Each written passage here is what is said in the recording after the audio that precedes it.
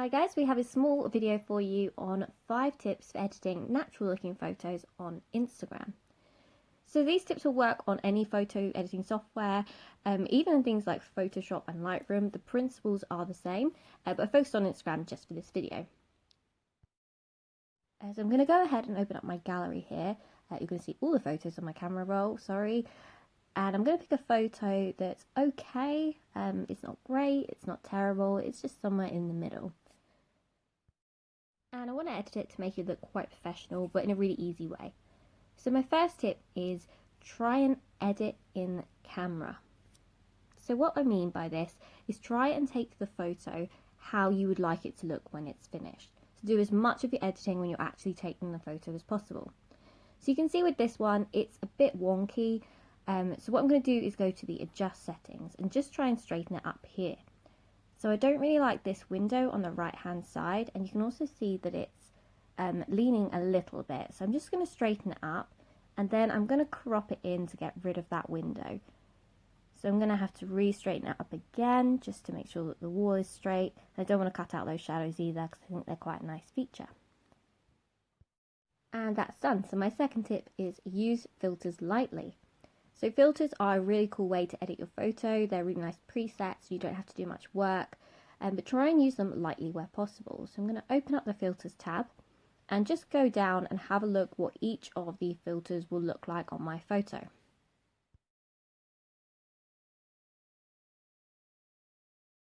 So what you're seeing with these is the most saturated version of that filter. So this is the complete extreme of what it could look like with this filter on, but it gives you a really nice idea when you're actually trying to choose one.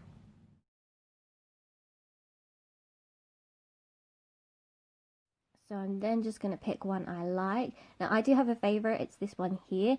I like it because it's quite blue and it makes things look a bit cold, but sometimes that's a bit too much. So instead of leaving the filter at 100%, I'm going to whack that down quite a lot.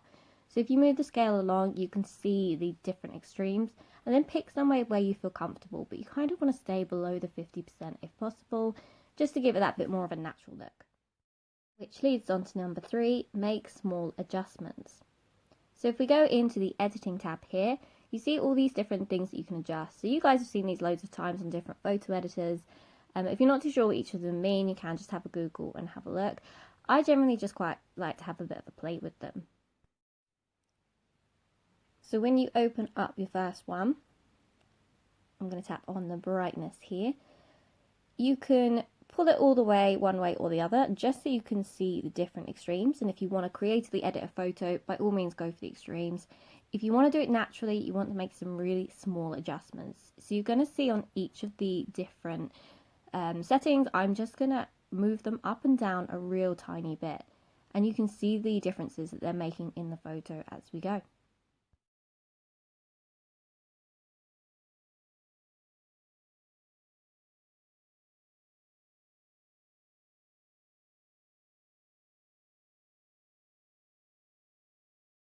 When I'm editing photos, I like to whack the settings all the way up to the extreme, and that gives me a bit of a guide in my mind of what I want it to look like, and just lets me find that happy medium.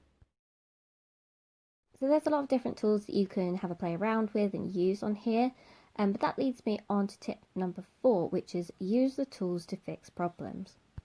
Now that sounds really straightforward, but actually when you open up a photo, have a look and identify what is the problems with that photo. So when I opened up this one, I actually think that it's really dark in that archway, and I'd like to use the shadow tool to bring some brightness into those areas. But you might open up your photo and you'll see that there's a really bright spot, or actually there's a bit that you need to crop out, or that you've caught a person when you didn't want to. So just have a look at the problems and identify what those problems are and what tools you can use to fix them. Just as a bonus, I really love this filter. I like that it gives that movie kind of feel to the photos. But when I want to keep it natural, I tend to just do it a little bit so the eye can't really detect it, but it definitely gives it a little something extra. And the final tip for you is to check in. So you'll see after everything I do, I hold the photo down and have a look at what it looked like originally. When you're doing natural looking photos, you want to keep referring back to what it looked like originally, just to make sure you haven't gone too extreme with the editing. that yes, it looks brighter, yes, it looks different, but actually it still looks natural and it still could pass for a natural photo. So it's all about the subtlety, and it's really nice to keep checking in. So that's it. Enjoy your editing, guys.